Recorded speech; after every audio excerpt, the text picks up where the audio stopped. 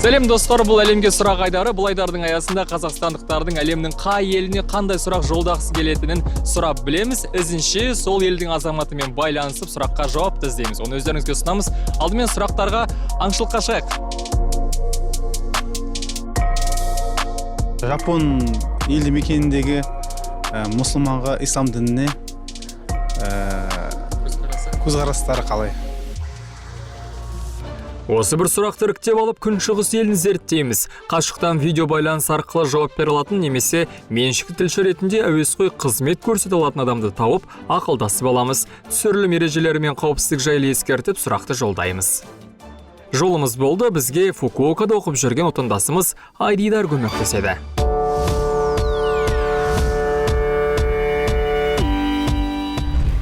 Сәлем Қазақстан, қайырлы таң. Менің атым Айдидар. Бүгін сіздердің сұрақтарыңызға жауап іздеуге Жапонияның көшесіндеміз. Кеттік. Исламу кё ни цуйте. Ислам діні жайлы білесіздер ме? Иә, білемін. Қандай көзқарастасыз? Не десем екен? Сенетін құдайының болған жақсы деп ойлаймын. Сіз қалай ойлайсыз? Мүлдем ештеңе білмейді екем. Тек дін атын естігенім бар. Көп ештеңе білмейді екем. Тамақ бойынша шектеу барын естігем. Доңыз етін жемейді, я. Жапонияның мәдениет істері агенттігінің мәліметінше елдегі діндер үлесі мынадай. Халықтың 48,6% синтоизмді, 46,3% буддизмді, 1% христиан дінін және қалған бөлігі ислам, бахай, индуизм мен иудаизмді ұстанады. Исламу кё ни цуйте. Ислам діні жайлы не білесіз? Қандай көзқарастасыз? Иә, білем.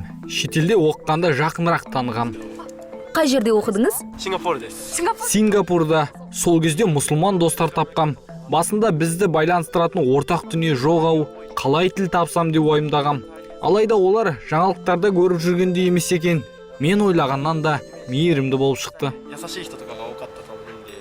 宗教観はそれぞれで Әртүрлі діндердің бар екендігін, кейбірінде бірнеше құдайдан болуын ескерсек, адамдардың таным түсінігінде айырмашылық барын ұғынуға болады. Құран кітабында жазылған дүниені кез келген басқа діннен де табуға болатынына қарап, діндердің ортақ миссиясының бар екенін байқауға болама деймін.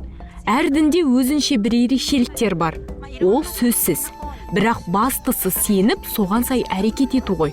Мынау жақсы, мынау жаман деп бөлуге болмайды деп ойлаймын. なっちゃうんだけど Жауаптарға қарап әр тұрғынның ислам діні жайлы әр түрлі деңгейде хабардар екенін байқауға болады. Олай болуы да орынды секілді.